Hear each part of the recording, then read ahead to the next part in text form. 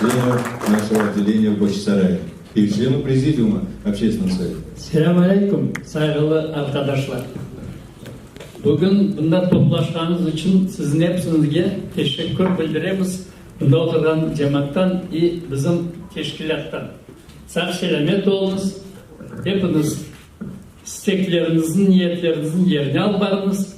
Birincide bu. İkincide biz bugün akşam bugün toplaşkanımızın sebebini bilesiz. Kırım Birliği 4 yıldan beri iş alıp bara Kırım'da. Onun yapan işlerini bana şimdi Enver Bey anlattı, tasdikladı, ne kadar iş yapıldı.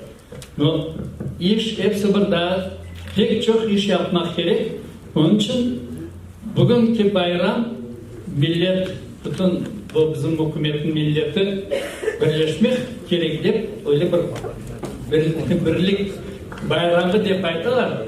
O bayramın yanında sizin hayırlayın. Ama geçeyim Rus dilini anlatmaya engel olur sizge benim isteklerim. Sağ olun. Bu aytkan sözlerime. Уважаемые присутствующие, Я всех благодарю за то, что вы сегодня здесь находитесь от имени Кырым Бирлиги Общественного совета крымско-татарского народа. Проделана очень большая работа, серьезная работа за эти 4 года. И мы можем посчитать эту работу удовлетворительной, дать оценку и пожелать Совету и Кырым Бирлиги дальнейших успехов в этом серьезном, большом труде. И есть праздник, который отмечается в России сегодня, это День единения. Но это единение всех народов России. Но я хочу сказать об единении нашего крымско-татарского народа. Вы знаете, сколько у нас еще общественных организаций, которые порознь находятся в правовом поле Крыма. Они, чтобы объединиться, им надо принять какие-то решения и понять, что для того, чтобы объединяться, есть уже такая организация, как Кырым Бирлиги. Надо влиться в нее и вместе сотрудничать. Если есть разногласия по каким-то вопросам, их можно разрешать, сидя за столом. Поэтому мы должны все с вами работать над тем, чтобы все эти организации, у нас их много, это и НАМУС, это и Эскендера Белялова,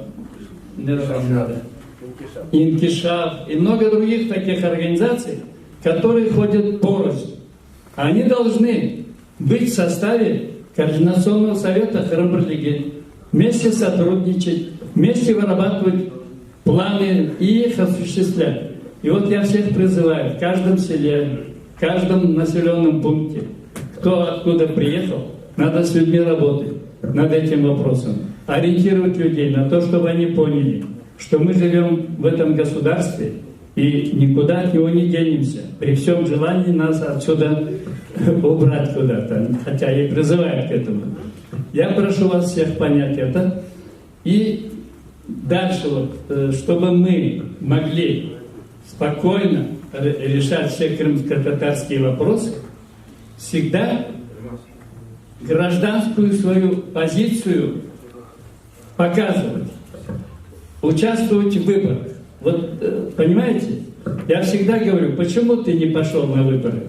Вот не хочу, не считаю нужным. Но ты же гражданин этого государства.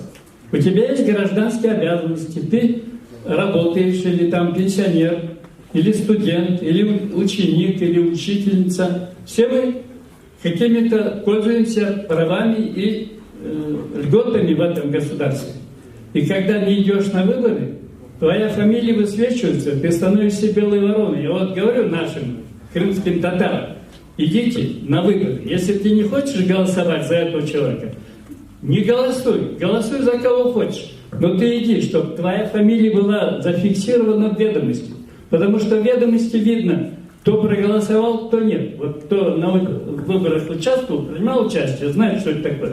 Поэтому прошу вас, разъясняйте всем людям, что всем нам, вот будут предстоящие выборы, всем нам надо участвовать, выдвигать своих кандидатур.